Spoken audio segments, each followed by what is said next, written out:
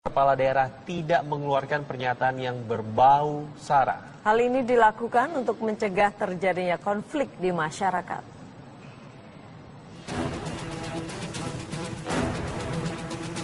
Adanya dugaan penistaan agama yang dilakukan bakal calon gubernur petahana Basuki Cahayapurnama ditanggapi serius oleh Menteri Dalam Negeri Cahyokumolo. Cahyokumolo meminta agar para calon kepala daerah tidak mengeluarkan pernyataan yang berbau sara dan masyarakat diminta tidak terpancing dengan isu sara. Seperti apa menanggapinya ya? Saya kira para calon sudah cukup dewasa ya, bahwa apapun isu-isu yang menyangkut sara, saya kira masyarakat sudah semakin cerdas lah. Saya kira tidak akan ada manfaatnya itu aja.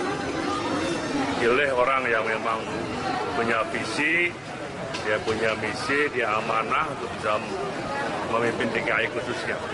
Karena DKI adalah barometer nasional.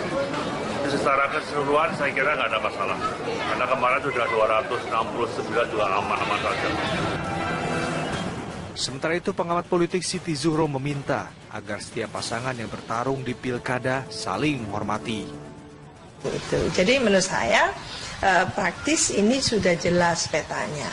Jadi ceruk-ceruk atau dukungan-dukungan masyarakat Muslim dan sebagainya, meskipun tidak 10-10-nya kalau jumlahnya 10, ke semua katakan ke non Pak Ahok, pastinya sudah fragmented. Jadi tidak bisa menurut saya urusan agama ya jangan disentuh-sentuh, karena bagaimanapun di Indonesia meskipun kita Pancasila tapi tetap nomor satu adalah ketuhanan yang Maha Esa. Oleh karena itu penghormatan kita itu harus juga utuh memuliakan sila pertama. Lah tentunya kemajemukan kita ini adalah kekuatan. Untuk menguji bahwa kemajemukan kekuatan itu kuncinya adalah saling menghormati.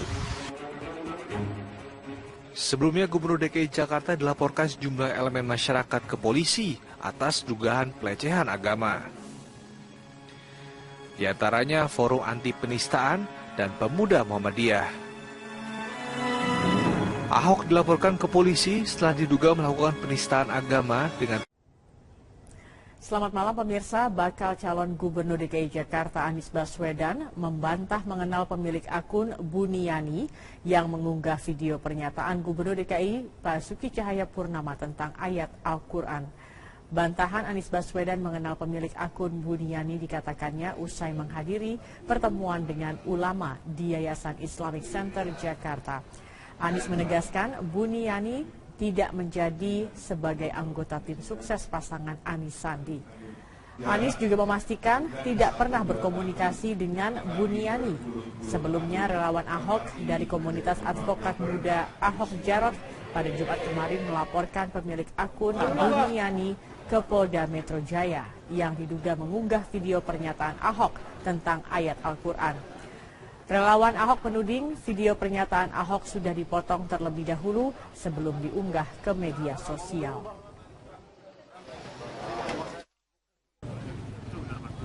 Saya temannya banyak. Teman saya ada yang mendukung Pak Ahok, teman saya ada yang mendukung Pak Agus, ada yang mendukung Anies, jadi ada di mana-mana. Tanggapannya ketika dia dilaporkan oleh ke polisi oleh... Pokoknya begini, kalau di Indonesia itu kita penting untuk menjaga suasana persatuan. Artinya di dalam kehidupan kebangsaan itu ada hal-hal yang disucikan, ada hal-hal yang dihormati, hormatilah, jaga itu.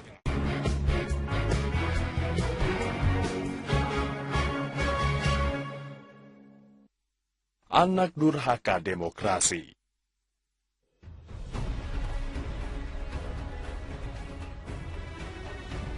Ada rumus yang berlaku dalam dunia ilmiah, yakni orang atau peneliti boleh salah, tetapi haram berbohong. Rumus itu semestinya berlaku pula dalam survei, jajak pendapat atau hitung cepat, karena ketiganya merupakan instrumen ilmiah. Rumus itu perlu kita tegaskan kembali, mengingat kita tengah memasuki masa pilkada serentak 2017. Kita memprediksi bakal terjadi perang survei di perhelatan pilkada. Bahkan perang survei telah terjadi di Pilkada DKI 2017. Mungkinkah lembaga survei berbohong? Sangat mungkin. Pada pemilu 2014, sejumlah lembaga survei yang hasil hitung cepatnya memenangkan pasangan calon presiden Prabowo Subianto dan calon wakil presiden Hatta Rajasa patut diduga telah membohongi publik. Disebut diduga membohongi publik lantaran hasil hitung cepat sejumlah lembaga survei itu berbeda dengan hasil hitung cepat sebagian besar lembaga survei yang memenangkan pasangan calon presiden Joko Widodo dan calon wakil presiden Yusuf Kala. Faktanya memang hasil rekapitulasi suara oleh KPU menunjukkan pasangan Jokowi dan Yusuf Kala memenangi Pilpres 2014. Perlu ada etika untuk mengawal perilaku lembaga survei agar mereka tidak berbohong. Lembaga survei sebetulnya telah memiliki fakta integritas survei, yang antara lain menyebutkan lembaga survei tidak akan mengurangi atau menambahkan data hasil survei. Survei bagaimanapun merupakan alat pemasaran politik. Demi memasarkan kandidat yang membayar survei, boleh jadi hasil survei sebagaimana iklan komersial berisi kecap nomor 1. Semuanya yang terkait dengan kandidat dipasarkan sebagai serba baik, meski belum tentu seperti itu faktanya. Dalam konteks inilah penting bagi lembaga survei untuk mengumumkan siapa penyandang dana survei. Hasil survei bisa menjadi alat kampanye kandidat untuk memengaruhi pilihan publik. Pakar ilmu politik menyebut dua kategori pengaruh survei, yakni lokomotif effect atau bandwagon effect, serta underdog effect. Dalam lokomotif effect atau bandwagon effect, publik cenderung memilih kandidat yang potensial menang. Itu artinya publik akan memilih kandidat yang tingkat elektabilitasnya paling tinggi. Dalam underdog effect, publik memilih karena rasa iba. Dalam hal ini, publik akan memilih kandidat yang elektabilitasnya paling rendah. Segala hal yang bisa memengaruhi publik harus diatur. Kita misalnya memiliki aturan bahwa hasil survei tidak boleh dipublikasikan di masa tenang. Yang tak kalah pentingnya ialah lembaga survei selayaknya tidak mengeksploitasi isu-isu sensitif, semisal isu suku, agama, ras, dan antar golongan atau SARA. Ia boleh jadi memengaruhi publik untuk memilih berdasarkan ikatan-ikatan sosiologis, seperti ikatan suku atau agama. Jika itu terjadi, kita boleh meratapi bahwa demokrasi kita telah mundur. Demokrasi mengalami kemunduran karena pemilih menjadi emosional, tidak rasional. Lembaga-lembaga survei beserta hasil survei mereka merupakan anak-anak kandung kemajuan demokrasi kita. Janganlah lembaga survei memukul mundur demokrasi yang sudah maju itu dengan hasil survei yang tidak berintegritas. Bila lembaga survei membuat mundur demokrasi kita, mereka telah menjelma menjadi anak durhaka demokrasi.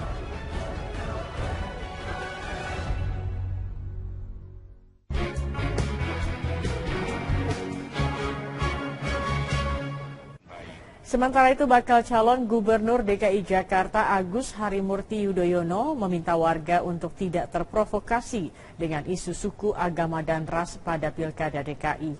Ditemui usai menemui warga di kawasan Ragunan, Jakarta, Agus Harimurti Yudhoyono mengaku tidak mau berpolemik terkait video pernyataan Ahok tentang ayat Al-Quran.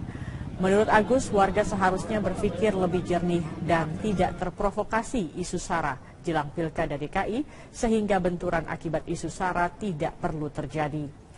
Agus mengingatkan, demokrasi harus berjalan dengan beradab. Agus menghormati upaya hukum yang ditempuh sejumlah elemen warga terkait video pernyataan Gubernur DKI Jakarta Basuki Cahayapurnama mengenai ayat Al-Quran. Sebelumnya pada Jumat kemarin, dua kelompok warga yang berbeda melapor ke Polda Metro Jaya terkait beredarnya video pernyataan Ahok yang dinilai melecehkan Al-Quran. Yang jelas saya tentu menghimbau kepada semua warga, khususnya warga Jakarta, untuk kita terus berpikir secara jernih, melihat suatu masalah atau isu dengan akal sehat dan rasional. Tetapi tentu saya berharap kita semua terhindar dari berbagai isu sara yang justru akan mempertentangkan sesama anak bangsa. Dan ini sangat memprihatinkan kalau itu terjadi. Karena kita semua pada akhirnya adalah merah putih kan.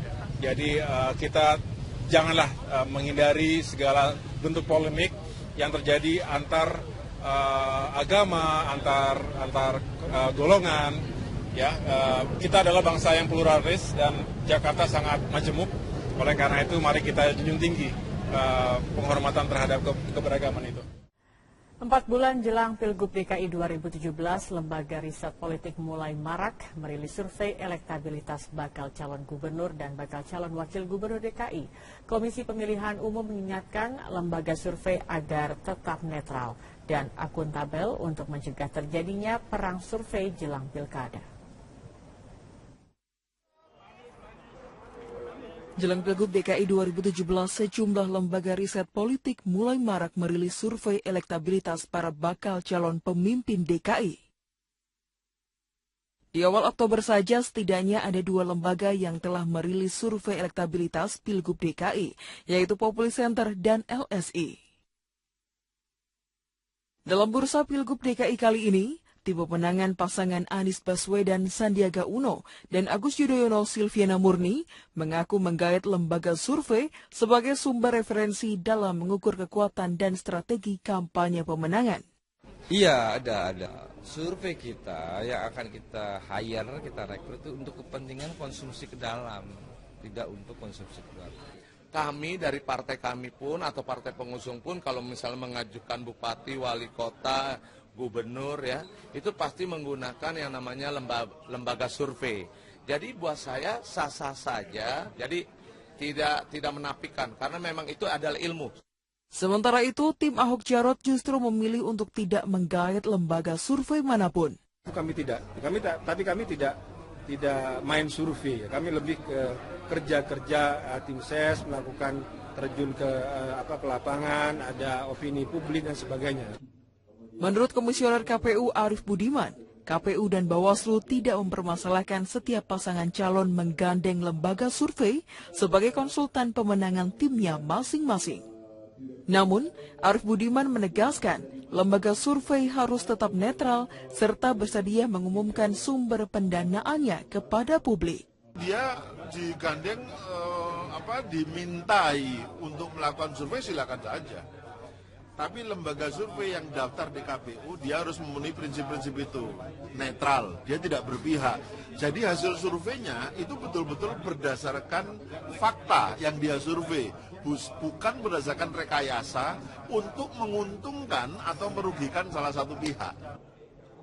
Komisioner Bawaslu Daniel Zuhron mengungkapkan sebagai tim pengawas, Bawaslu tak memiliki otoritas membuat dan menindak lembaga survei yang melanggar.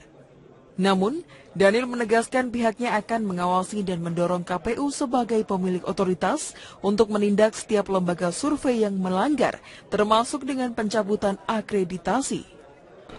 Kita mendorong KPU untuk menertibkan kembali. Nanti Bawaslu akan backup teman-teman KPU karena mereka punya otoritas untuk mencabut dan mengeluarkan akreditasi. Itu adalah soal legalitas sebenarnya di situ. Diperkirakan hingga masa pemungutan suara Pilkada DKI pada 15 Februari 2017, kontestasi Pilkada DKI akan semakin panas dengan suguhan hasil berbagai lembaga survei. Masyarakat dihimbau bisa memilah secara cerdas mana lembaga survei politik yang bisa dipercaya keaslian datanya. Dari Jakarta, Amanda Dasrul